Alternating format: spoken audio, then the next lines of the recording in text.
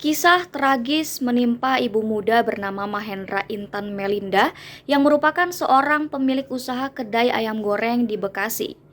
Mulanya korban ini ditemukan tewas oleh sang suami dan anak balitanya berusia 18 bulan diculik oleh pelaku. Peristiwa ini terjadi pada Kamis 16 Februari 2023 di kedai ayam gorengnya di Jalan Raya Sukatani, daerah Bekasi. Kejadian bermula ketika Kamis pagi, korban berangkat dari rumah bersama balitanya bernama Ahza ke warung makan ayam goreng miliknya. Menjelang siang, suami Intan datang ke warung makan, tetapi kondisi pintu sudah dalam keadaan terkunci.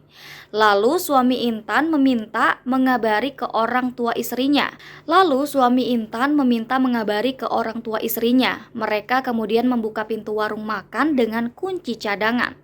Namun ketika pintu berhasil dibuka, betapa terkejutnya suami Intan melihat istrinya tak sadarkan diri dengan luka di sekujur tubuhnya. Sang suami pun langsung berinisiatif membawa ke klinik terdekat.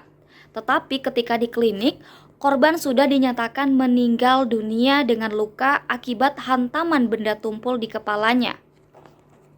Menurut keterangan salah satu saksi di sekitar lokasi, aksi pembunuhan itu menimbulkan suara keributan hingga membuat sejumlah tetangga keluar rumah dan mendekati warung korban.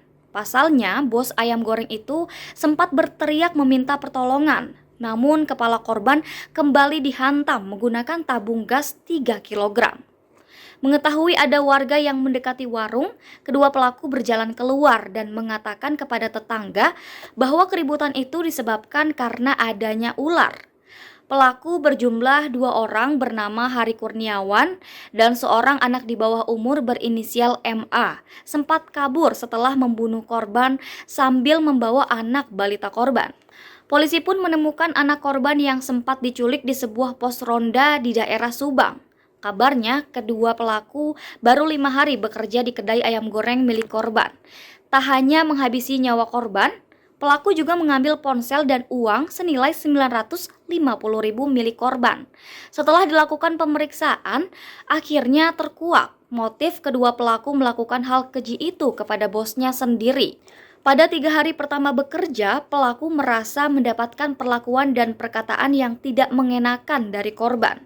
Selain itu, pelaku mengaku gaji pertamanya terancam dipotong karena kinerja mereka dianggap kurang baik oleh korban. Sementara itu, alasan Hari Kurniawan dan MA menculik anak korban yang bernama Ahza, yakni karena Ahza kerap menangis setelah melihat ibunya tewas mengenaskan. Pelaku khawatir tangisan Ahza justru memancing kecurigaan tetangga sehingga datang ke warung ayam goreng korban. Hari dijerat pasal 340 KUHP subsider pasal 338 KUHP dengan ancaman hukuman mati atau 20 tahun penjara. Sedangkan tersangka MA akan diproses dengan Undang-Undang Nomor 11 Tahun 2012 tentang Sistem Peradilan Pidana Anak.